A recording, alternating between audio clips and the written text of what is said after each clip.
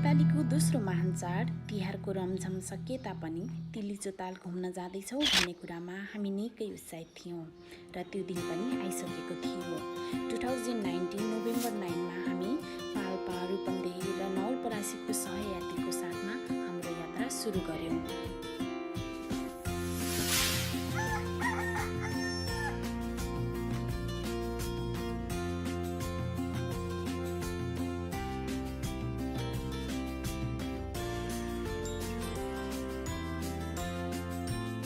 पहिलो दिनको यात्रा हाम्रो मुगलिन हुँदै लमजुङ घले गाउँसम्मको थियो। लमजुङको बेसी सहरदेखि मेरो 2 जना साथीहरूलाई पनि सँगै लिएर घले गाउँ पुग्यौँ।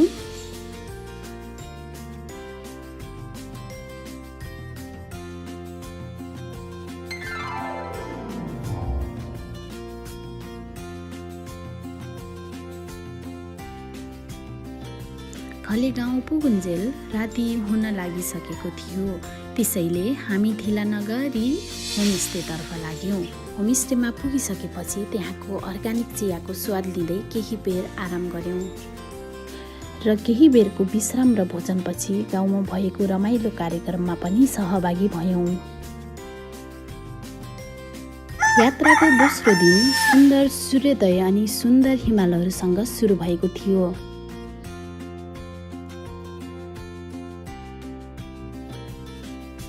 सुनौलो बिहानीको भ्यू हेर्नको लागि हामी बिहानै घले गाउँको भ्यू पोइन्टतिर लाग्यौँ।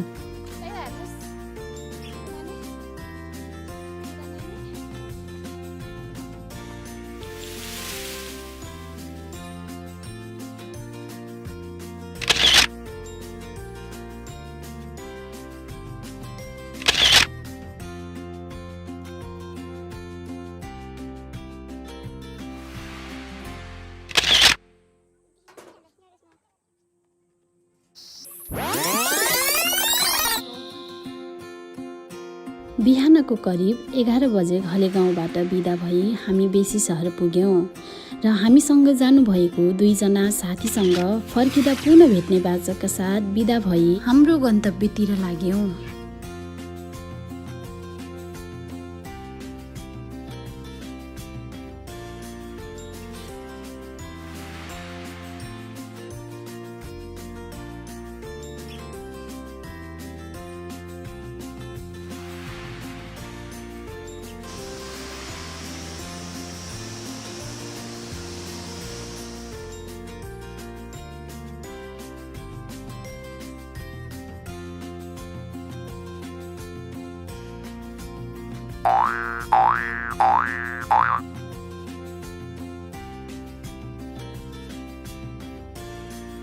यो दिन हामी मनाङको सदरमुकाम चामे बस्न जाने प्लानिङ थियो।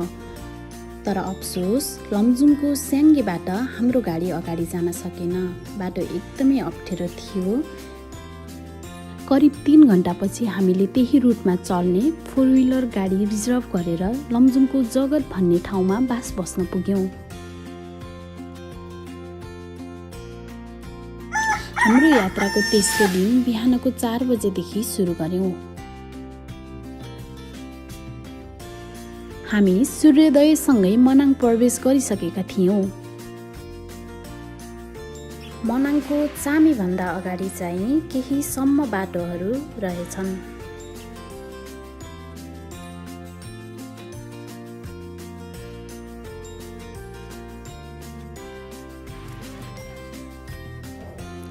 साढे 6 घण्टाको यात्रापछि हामी मनाङको खाङसार पुग्यौँ। एकदमै थकाएका र भोकाएका हामी केही बेरको आराम र खानापछि पुनः हामी हाम्रो गन्तव्यतिर लाग्यौँ। गाडी आउने बाटो चाहिँ यहीँसम्म रहेछ। अब चाहिँ हाम्रो पैदल यात्रा सुरु भएको थियो।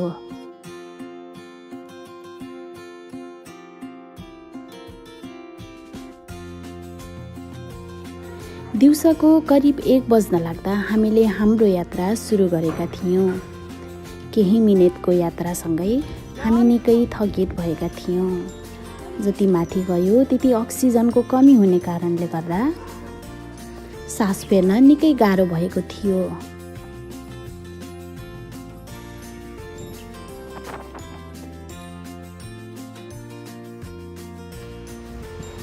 एकैछिनको हिँडाइ अनि एकैछिनको विश्राम गर्दै हाम्रो यात्रा अगाडि बढिरहेको थियो।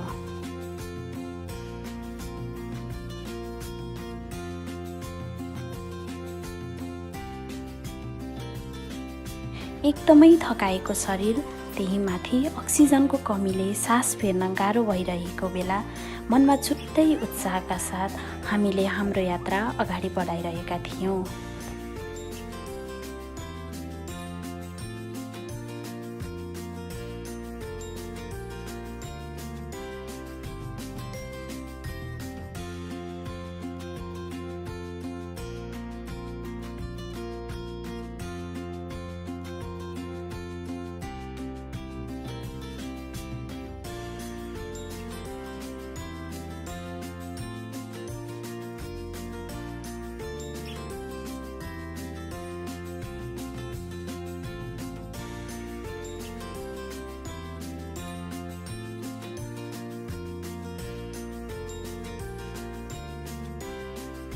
एकदमै भिरालो बाटो, चिप्लिएर लडिहाल्यो भने पनि तल मर्स्याङ्दीमा पुगिने भन्ने डर। एकदमै जोखिम र कठिन यात्रा थियो।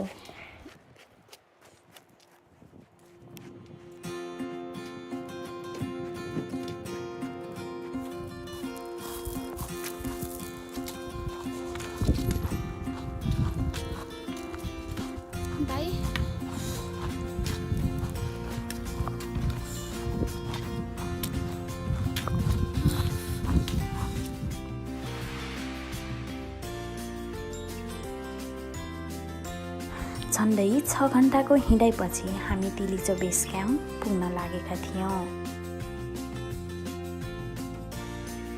बेस क्याम्पमा बिजुलीको व्यवस्था रहेनछ। हाम्रो फोनको ब्याट्रीको चार्जिङ निकै कम थियो, त्यसैले बेस क्याम्पको फोटो तथा भिडियोहरू हामीले लिन पाएनौँ। हाम्रो यात्राको चौथो दिन बिहानको 6 बजे तिलिचो बेस क्याम्पदेखि सुरु गर्यो। सूर्योदयसँगै हामी पनि माथि पुगिरहेका थियौँ। जति माथि जाँदै थियो त्यति नै अक्सिजनको कमी हुँदै थियो। केही पर्यटकहरू त लेक लागेर बीच बाटोदेखि नै फर्किरहेका थिए। तर हामी भने जति नै गाह्रो भए पनि तालसम्म त पुगेरै छाड्ने भनेका थियौँ।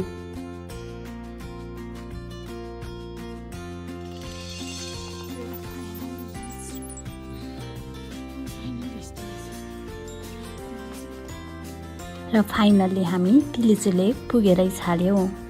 संसारको सबैभन्दा अग्लो ठाउँमा रहेको ताल भनेर चिनिने तिलिचो ताल नेपालको मनाङ जिल्लामा रहेको छ।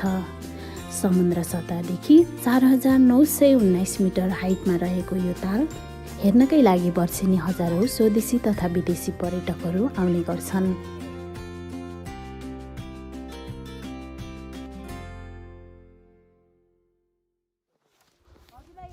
अब हामी चाहिँ फल्किँदैछौँ।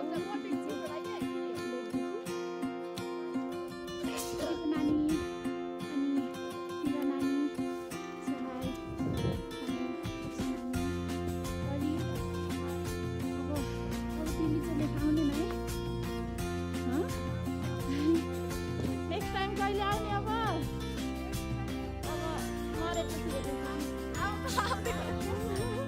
हाम्रो फोनको ब्याट्रीको चार्ज सकिसकेको थियो, त्यसैले हामी कतै नभुली बेस क्याम्प पुग्यौँ। खाना र केही बेरको विश्रामपछि त्यही दिन नै खानसार बास बस्न पुग्यौँ।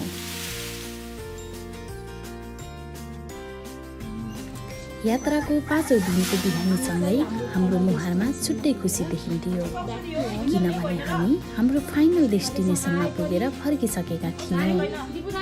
ट्रेकिङको थकान बिर्सिसकेका थियौँ अनि घर फर्कने तयारी। भाइ यात्रा कस्तो भयो? कठिन यात्रा भयो। अनि कस्तो भयो आजको यात्रा? राम्रो त राम्रै भयो। अब नेक्स्ट टाइम ट्रेकिङ आउने कि नै गाइस? नआउने। ल आउने कि नै हजुरहरु? म त अन्नपूर्ण बेस क्याम्प जाने। खै बनी। म पनि त्यहाँ जाने। ल म त काठमाडौँ पुगेर हुँदैन अरू ठाउँ नगएर बेसी किनकि बेस्ट ठाउँ हो We're back to home. Hi, buddy. This is our bathroom.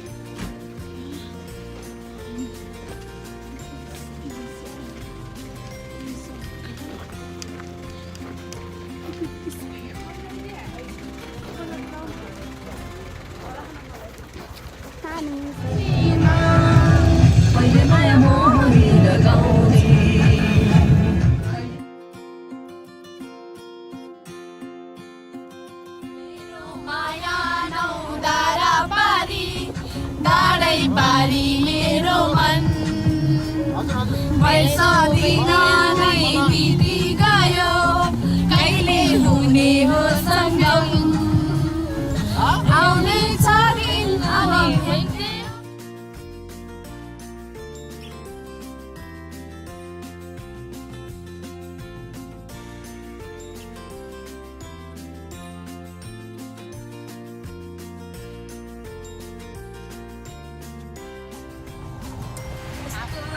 हेरीमा यहाँ कस्तो पछाडि त हिँड्दाखेरि रमाइलो भइरहेछ ट्रेकिङको बारेमा के भन्न चाहनुहुन्छ तपाईँहरू धेरै कपडा नबोक्नु एक जोर मात्रै कपडा बोकेर जानु के भन्छ धेरै उकालो हुन्छ बरु खाली हात जानु माथि पुग्दाखेरिमा अनि त्यही बोतलमा पानी अनि भोक लाग्छ खानेकुरा हो त्यति मात्र अनि चाउचाउ साउचाउ के अरूले त के भन्छ गरे नकिन सब्जी लगेको हामीलाई नकिन छैन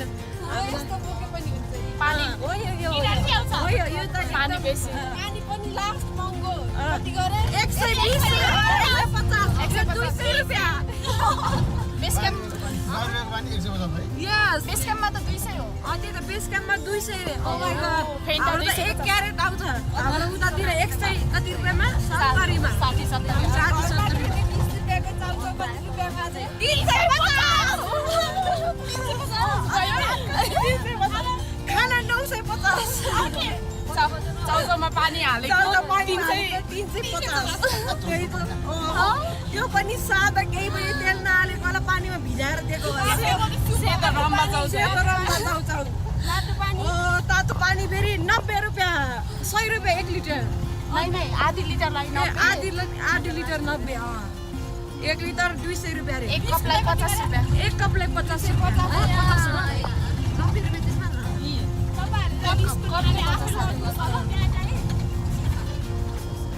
अर्को लेक छ है त्यहाँनिर चाहिँ हामी चाहिँ कतै घुम्न त्यही हाम्रो मेन ठाउँमा पुगेर आयो यहाँ गला छ यहाँ कस्तो जम्मैको ढाड दुखेछ खुट्टा दुखेछ हामी चाहिँ सबै हिँड्न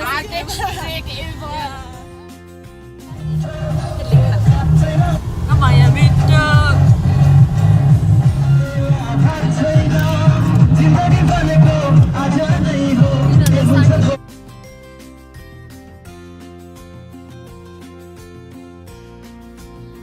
तेस्रो दिन बिहानीको अँधेरीमै गरेको यात्रामा हामीले थुप्रै मनोरम दृश्यहरू हेर्न पाएका रहेनछौँ। यसैले हेर्न घुम्न छुटाएका ठाउँहरू हामी फर्किँदा अवलोकन गर्दै फर्कियौँ।